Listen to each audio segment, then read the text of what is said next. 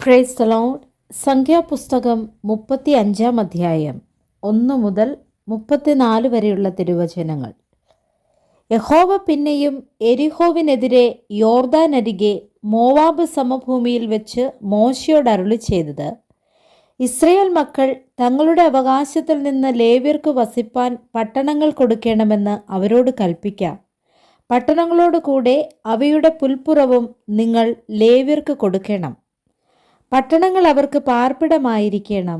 അവയുടെ പുൽപ്പുറം ആടുമാടുകൾ മുതലായ സകല മൃഗസമ്പത്തിനും വേണ്ടി ആയിരിക്കണം.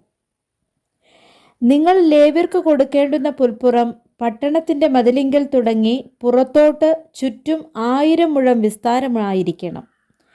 പട്ടണം നടുവാക്കി അതിനു പുറമെ കിഴക്കോട്ട് 2000 മുഴവും തെക്കോട്ട് 2000 മുഴവും പടിഞ്ഞാറോട്ട് 2000 മുഴവും വടക്കോട്ട് 2000 മുഴവും അളക്കണം. ഇത് അവർക്ക് പട്ടണങ്ങളുടെ പുൽപ്പുറമായിരിക്കണം. നിങ്ങൾ ലേവ്യർക്ക് കൊടുക്കുന്ന പട്ടണങ്ങളിൽ 6 സങ്കേത നഗരങ്ങളായിരിക്കണം.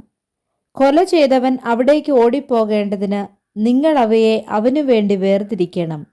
ഇവ കൂടാതെ നിങ്ങൾ വേറെയും 42 പട്ടണങ്ങളെ കൊടുക്കണം. അങ്ങനെ നിങ്ങൾ ലേവ്യർക്ക് കൊടുക്കുന്ന പട്ടണങ്ങൾ എല്ലാം കൂടെ 48 ആയിരിക്കണം. അവയും അവയുടെ പുൽപ്പുറങ്ങളും കൊടുക്കണം. ഇസ്രായേൽ മക്കളുടെ അവകാശത്തിൽ നിന്ന് ജനമേറിയവർ ഏറെയും ജനം കുറഞ്ഞവർ കുറേയും പട്ടണങ്ങൾ കൊടുക്കണം. ഓരോ ഗോത്രം തനിക്ക് ലഭിക്കുന്ന അവകാശത്തിനൊത്തവണ്ണം ലേവ്യർക്ക് പട്ടണങ്ങളെ കൊടുക്കണം. യഹോവ പിന്നെയും മോശയോട് അരുളിച്ചെയ്തത്, നീ ഇസ്രായേൽ മക്കളോട് പറയേണ്ടത് എന്തെന്നാൽ, നിങ്ങൾ യോർദാൻ കടന്ന് കനാൻ ദേശത്ത് എത്തിയ ശേഷം ചില പട്ടണങ്ങൾ സങ്കേത നഗരങ്ങളായി വേർതിരിക്കണം. അബദ്ധവശാൽ ഒരുത്തനെ കൊന്നുപോയവൻ അവിടേക്ക് ഓടിപ്പോകണം. കൊല ചെയ്തവൻ സഭയുടെ മുമ്പാകെ വിസ്താരത്തിന് നിൽക്കും വരെ അവൻ പ്രതികാരകന്റെ കയ്യാൽ മരിക്കാതിരിക്കേണ്ടതിന് അവ സങ്കേത നഗരങ്ങൾ ആയിരിക്കണം. നിങ്ങൾ കൊടുക്കുന്ന പട്ടണങ്ങളിൽ 6 സങ്കേത നഗരമായിരിക്കണം. യോർദാനക്കരെ 3 പട്ടണവും കനാൻ ദേശത്ത് 3 പട്ടണവും കൊടുക്കണം. അവ സങ്കേത നഗരങ്ങൾ ആയിരിക്കണം.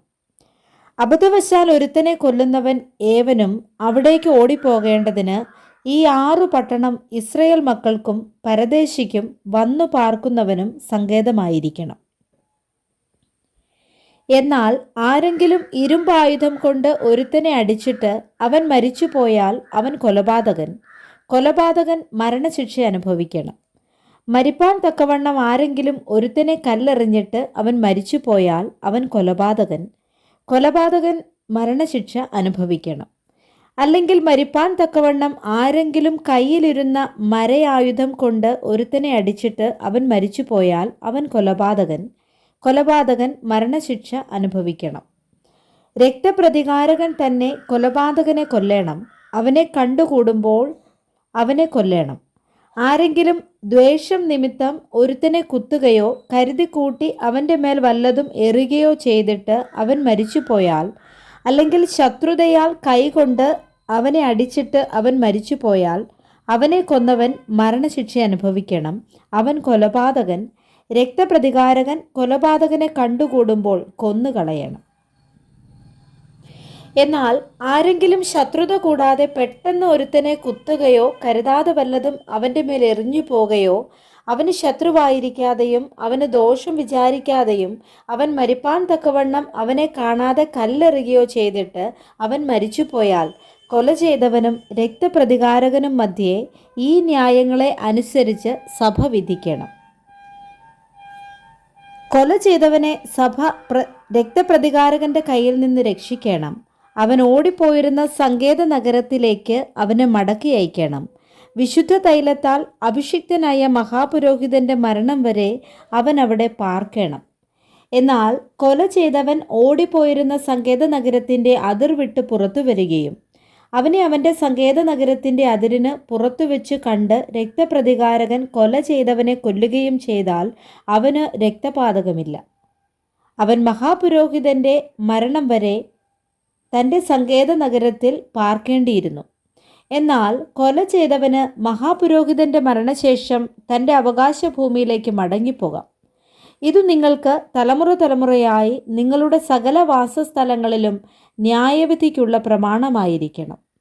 ആരെങ്കിലും ഒരുത്തനെ കൊന്നാൽ കൊലപാതകൻ സാക്ഷികളുടെ വാമൊഴി പ്രകാരം മരണശിക്ഷ അനുഭവിക്കണം. എന്നാൽ ഒരു മനുഷ്യന്റെ നേരെ മരണശിക്ഷയ്ക്ക് ഏകസാക്ഷിയുടെ മൊഴി മതിയാകുന്നതല്ല. മരണയോഗ്യനായ കൊലപാതകന്റെ ജീവനു വേണ്ടി നിങ്ങൾ വീണ്ടെടുപ്പ് വില വാങ്ങരുത്. അവൻ മരണശിക്ഷ തന്നെ അനുഭവിക്കണം.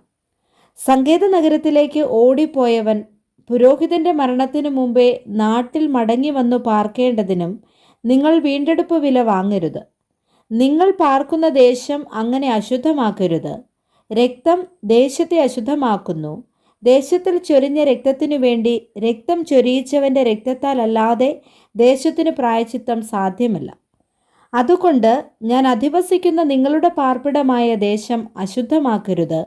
ഇസ്രയേൽ മക്കളുടെ മധ്യേ യഹോവയായ ഞാൻ അധിവസിക്കുന്നു.